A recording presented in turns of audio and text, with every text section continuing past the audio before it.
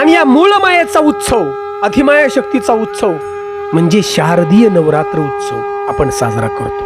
आपण चैत्र नवरात्र उत्सव आता साजरा करतोय. आणि अनेक लोकांना वाटतं की शारदीय नवरात्र आणि चैत्र नवरात्र ही एकच आहे आणि या दोघांचा संबंध महिषासुर वधाशी जोडला जातो. परंतु बिलकुल तसं नाही.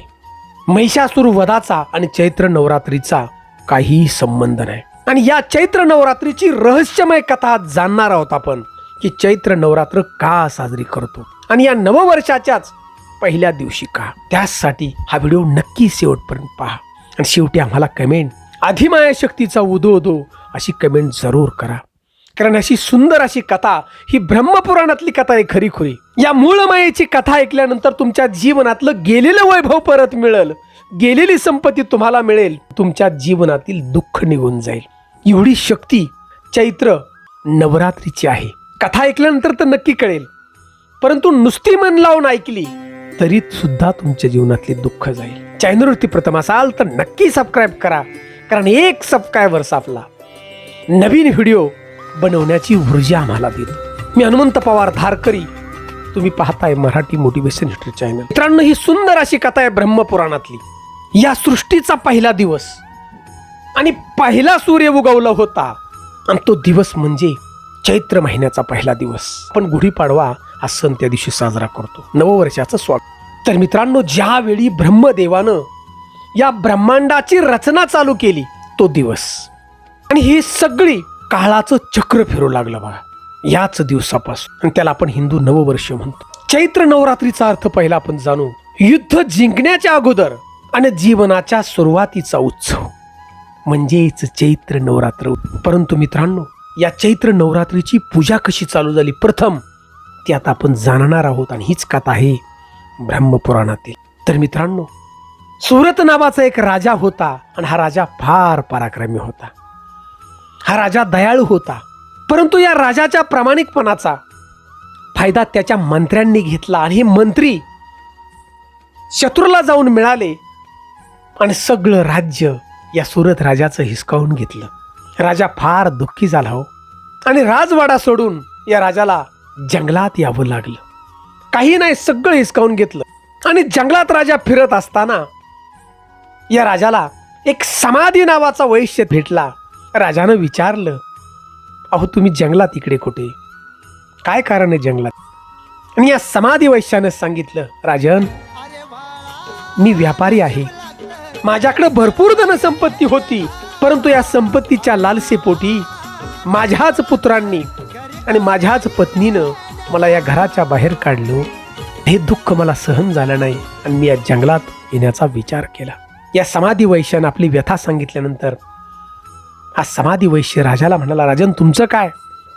अहो तुम्ही तर राजा आहात. आणि राजानं सांगितलं, अरे माझंही तुझ्यासारखंच झालं. या संपत्तीच्या वैभवाच्या लालसेपोटी माझ्याच मंत्र्यांनी माझा विश्वासघात केला, शत्रूला जाऊन मिळाले आणि संपूर्ण माझं राज्य त्यांनी घेतलं आणि म्हणून मला आज वेळ ही जंगलात यायची झाली आहे.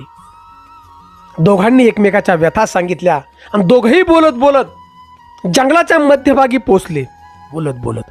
आणि त्या ठिकाणी सुंदर असा एक आश्रम दिसला आणि आश्रमातून आवाज येत होता, ओम नमः शिवाय, ओम नमः शिवाय असा आवाज येत होता.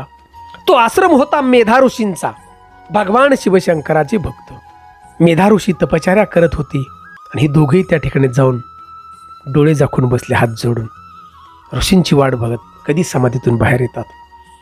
थोड्याच वेळामध्ये मेधा ऋषी समाधीतून बाहेर आले आणि पाहिलं डोळे उघडून तर हे दोघे समोर उभे. दोघांना इथे येण्याचं कारण विचारलं. दोघांनी आपापलं कारण सांगितलं. मेधा ऋषी या दोघांना म्हणाले, तुमचं काम काय आहे, मी काय तुमची मदत करू शकतो? आणि या सुरत राजानं सांगितलं, ऋषी महाराज, माझं सगळं राज्य गेलं, मंत्र्यांनी मला फसवलं, परंतु मला माझ्या कुटुंबाची, राज्याची का बरं काळजी वाटते? आणि हा समाधीचा नावाचा जो वैश्य होता तो बी सांगू लागला की माझ्या मुलांनी, माझ्या पत्नीने अक्षरशः धक्के देऊन मला घरातून बाहेर काढलं, तरी सुद्धा मला यांची का काळजी वाटते याचं कारण आम्हाला सांगा. आणि आमचं गेलेलं वैभव आम्हाला परत मिळू शकतं का, याच्यावरती उपाय सांगा. मेधा ऋषींनी या दोघांच्या प्रश्नाचं उत्तर देण्यात चालू केलं. मेधा ऋषी सांगितले की हे राजन, या अखंड विश्वाला जीव जंतू सगळे देवी देवता सगळ्यांना निर्माण करणारी एकच माता म्हणजे मूळ माया आहे, अधिमाया शक्ती. आणि हा सगळा खेळ मूळ मायेचा आहे. ही माया तुम्हाला बसून देत नाही. धक्के मारून जरी तुम्हाला काढलं तरी तुम्हाला शेवट पुत्राची काळजी वाटेल. राजा, तुला हाकलून दिले या मंत्र्यांनी तरी सुद्धा तुला राज्याची काळजी वाटेल.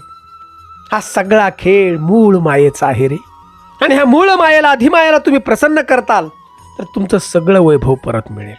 आणि ह्या मूळ मायेला प्रसन्न करण्यासाठी, अधिमायाला प्रसन्न करण्यासाठी एका नदीच्या काठावरती ऋषींनी सांगितल्याप्रमाणे अधिमाया शक्तीची मातीची मूर्ती या वैश्यानं म्हणजे समाधी वैश्यानं आणि या सुरत राजानं सुंदर अशी मूर्ती आदिशक्तीची मातीची बनवली. आणि आदिशक्ती बरोबर 3 वर्ष घोर बघा समोर तपश्चर्या केली की प्रत्यक्षात त्या ठिकाणी अधिमाया शक्ती 3 वर्षांनंतर प्रकट झाली. आणि आदिशक्तीनं दर्शन दिलं या दोघांना, पहिलं दर्शन. आणि आदिशक्तीच्या कृपेनं गेलेलं वैभव परत त्या राजाला मिळालं, त्या समाधी वैश्याला मिळालं, सगळी संपत्ती, सगळं परत वैभव मिळालं. आणि मित्रांनो, तो दिवस म्हणजे चैत्र नवरात्रीचं पहिला दिवस. लक्षात घ्या, हा भक्तीचा उत्सव या दिवसापासून पहिला चालू झाला. कारण सृष्टीचा पहिला दिवस याच महिन्यामध्ये, चैत्र महिन्यामध्ये ही भक्ती या दोघांनी आदिशक्तीची केलेली होती. तर मित्रांनो, चैत्र नवरात्र म्हणजे भक्ती पहिली सुरू झाली बघा मूळ मायेची, अधिमायाची. त्यामुळं चैत्र नवरात्रीचं फार मोठं रहस्य. आपण गुढीपाडव्याचा पहिला दिवस, आपलं हिंदूंचं नववर्ष आपण साजरं करतोय. आणि हा विजयी दिवस ध्यान देऊन आपण ऐका. या सुरत नावाच्या राजानं हा विजय दिवस साजरा कसा केला, नवरात्रीचा उत्सव, तर पहिला भगवा त्या ठिकाणी विजयी ध्वज लावला. आणि या नववर्षाचं स्वागत सुद्धा या राजानं ह्याच दिवशी केलं होतं. विजय दिवस आहे या व्हिडिओच्या माध्यमातून मी सांगतो, तुमचं गेलेलं वैभव, तुमच्या ज्या काही गोष्टी गेलेल्या आहेत, वैभव असो किंवा काही असो, कुठल्याही क्षेत्रात आपण असो, हे वैभव तुम्हाला मिळवायचं असेल, सगळ्या दुःखातून तुम्हाला मुक्त व्हायचं असेल, तर या चैत्र नवरात्रीचे हे 9 दिवस आहेत. या 9 दिवसामध्ये अधिमाया शक्तीची आपण मनापासून पूजा करा, दररोज मनापासून पूजा करा. सगळं वैभव परत. त्या विश्वातील प्रत्येक जीवानं जीवन जगावं कसं, आणि या राक्षसांचा वध करण्यासाठी प्रभू रामचंद्रांचा जन्म या नवरात्रीच्या 9व्या दिवशी झाला. मित्रांनो, ही इतकी महत्वाची नवरात्र उत्सव आहे बघा. त्यामुळे अशा प्रकारे हे चैत्र नवरात्र उत्सव आपण साजरा करू लागलो. हा भक्तीचा मार्ग पहिला आहे बघा. लक्षात घ्या, भक्तीचा मार्ग पहिला, की भक्ती करावी कशी हे दाखवण्यासाठी अधिमाया त्या ठिकाणी आली आणि हा नवरात्र उत्सव चालू झाला. तर मित्रांनो, सुंदर अशी या नवरात्र उत्सवाची ही गोष्ट आपल्याला आवडली असेल, अधिमाया शक्तीचा उदो उदो अशी कमेंट जरूर करा आम्हाला. जय हिंद, जय महाराष्ट्र.